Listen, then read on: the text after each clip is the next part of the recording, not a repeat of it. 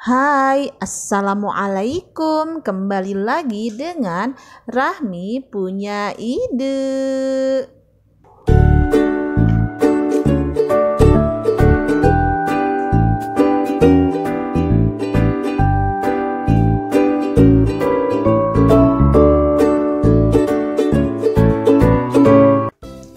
Kali ini saya dan Papa kembali lagi ke Puskesmas Garuda di Jalan Dadali untuk tes dahak. Sebetulnya tes dahak itu gak seribet tes mantuk. Jadi di semua puskesmas itu insya Allah ada. Hanya saja di puskesmas dekat rumah saya, yaitu di Puskesmas Gumuruh, pegawainya lagi cuti melahirkan. Ketika sampai, jangan lupa kita harus ambil nomor antrian. Sambil nunggu, karena antriannya cukup banyak dan satu pasien itu biasanya dilayani cukup lama, kita mau cari tempat dulu untuk makan. Kita menjauh ya dari daerah DOTS ini, karena kita kan nggak tahu apa kita itu TBC atau tidak, karena kan kita ini lagi mau tes dahak. Nah, ini menu makan saya. Setelah sarapan saya berjemur ya. Di depan saya itu sebenarnya banyak orang. Jadi supaya kuman-kumannya hilang, saya berjemur. Fast forward, setelah ketemu Bu Dewi, kita itu diarahkan ke lab untuk mengambil tempat yang steril ini. Kita selesai dari Puskesmas Garuda itu siang ya. Ini lagi terik-teriknya. Dan kita lewat Jalan Soekarno-Hatta. Ketika lihat ke kiri, ternyata oh iya ya, kita kan butuh alat-alat makan buat Raya dan Engkai. Kata DSA, takutnya kita berdua itu TB, jadi alat-alat makan buat Raya dan Engkai itu harus pisah. Dan juga Engkai itu harus perbaikan gizi.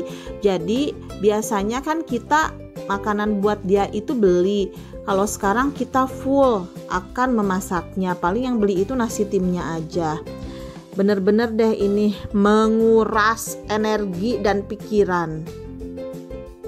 Setelah hari pertama dia makan obat, ternyata dia itu ada reaksi di badannya. Dia badannya panas dan juga muntah-muntah berapa kali nih Papa lagi ngepel bekas muntahnya. Lihat kantong mata saya, padahal saya udah tutupin pakai concealer ya. Bener-bener beberapa malam itu saya kurang tidur dan saya bener-bener berdoa supaya semuanya lancar deh. Di sekolah kebetulan ada simulasi mitigasi bencana. Jadi karena akhir-akhir ini banyak bencana gempa di daerah Jawa Barat, kita harus simulasi ya, gengs.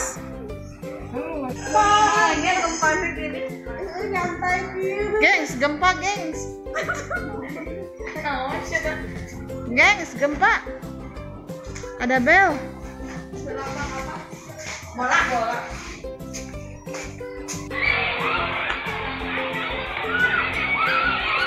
Besok subuhnya saya mau ngambil sampel dahak ya. Yang satu itu untuk ketika kita bangun tidur banget, dan yang kedua ini, nah ini yang lagi di video itu adalah yang keduanya setelah makan ya. Jadi saya subuh-subuh udah makan. Dan cara ngedahaknya itu saya nggak ngerti karena saya itu lagi nggak batuk. Jadi katanya itu harus tarik napas 3 kali, terus ngedahak gitu. Dan itu ya saya nggak punya dahak gitu, gimana nggak ngerti. Dan ini another drama ya. Jadi setiap ngasih Engkai makan obat itu drama ya Allah. Saya nggak tahu harus gimana lagi. Kuatkan hambamu ya Allah, pertebal imanku dan perkuat kesabaranku, begitulah istilahnya. Jadi sekarang rutinitas tiap subuh itu kita itu akan bangun subuh jam 3 atau jam setengah 3 gitu ya. Jadi saya itu akan nyetrika, dan papa itu akan masak MPASI yang tadi itu, karena dia juga makannya agak susah sekarang, jadi belum naik tekstur ya. Paling kalau di rumah kita naik tekstur gitu pas malam-malam.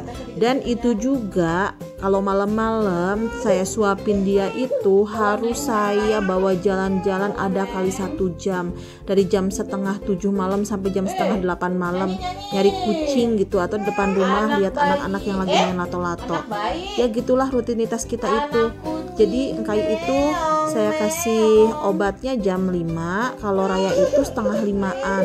Tapi saya itu kalau bisa dalam keadaan udah dandan ya, karena kalau misalkan belum dandan akan susah banget untuk dandan gitu. Dan dandan itu saya mesti banget karena itu mood saya, karena saya itu insecure.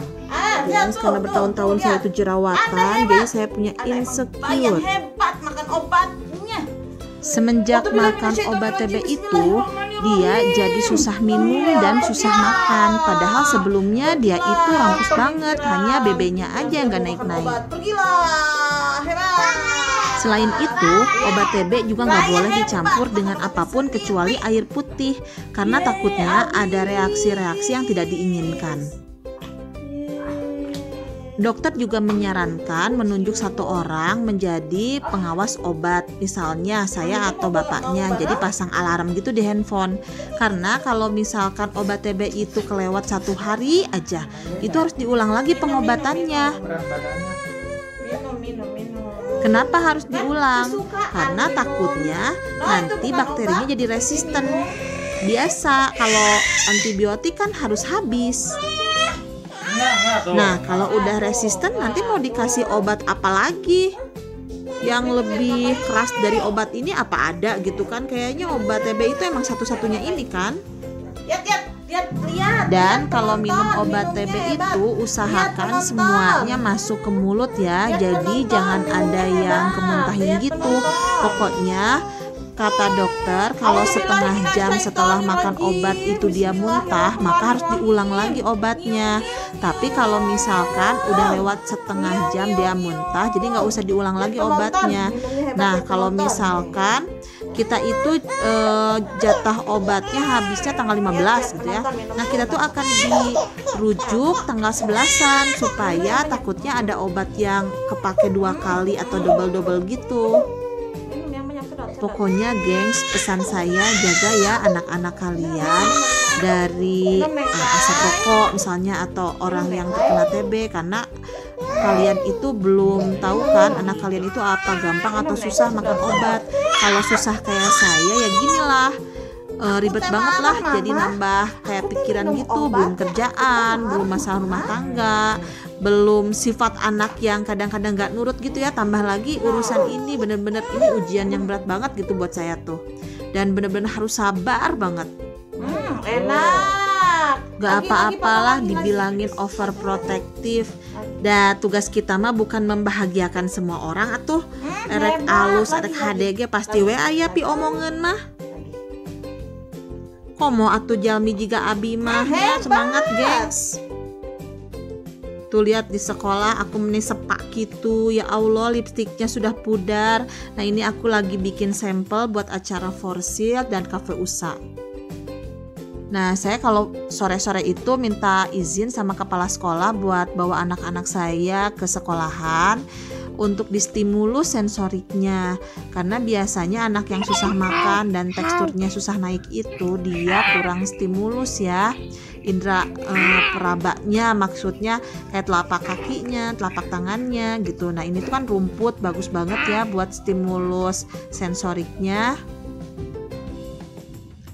Selain rumput juga saya bawa ke kerikil-kerikil, terus ke pasir gitu, terus ke tanah yang basah. Pokoknya kalau misalkan gak hujan saya bawa, kalau hujan ya terpaksa langsung pulang aja ke rumah. Akhirnya waktu yang mendebarkan pun tiba. Kita mau lihat ya hasilnya tes dahak kita, apakah kita positif TB atau enggak. Nah ini kita ke lab lagi. tepatnya si papa sih hari Jumat ya, 2 hari setelahnya ya, maaf ya filmingnya agak-agak burem. Nah kita itu ternyata hasilnya negatif ya, jadi kita berdua negatif. Nah itu membingungkan juga, jadi siapa ini yang menularkan TB ke anak-anak saya itu? Masalahnya kita nggak boleh mengkontakkan anak kita sama orang yang menularkan TB itu, karena 3 bulan pertama itu bakterinya akan diisolasi, dan 3 bulan selanjutnya bakteri yang sudah diisolasi itu akan digempur sama obatnya. Nah kalau dalam penggempuran itu mereka kena lagi bakteri dari TB ini, jadi akan diperpanjang pengobatannya, bisa sampai 9 bulan, bisa sampai setahun. Aduh, wallahu alam ya Allah, mudah-mudahan lancarkan. Oke, sekian dulu. Wassalamualaikum warahmatullahi wabarakatuh.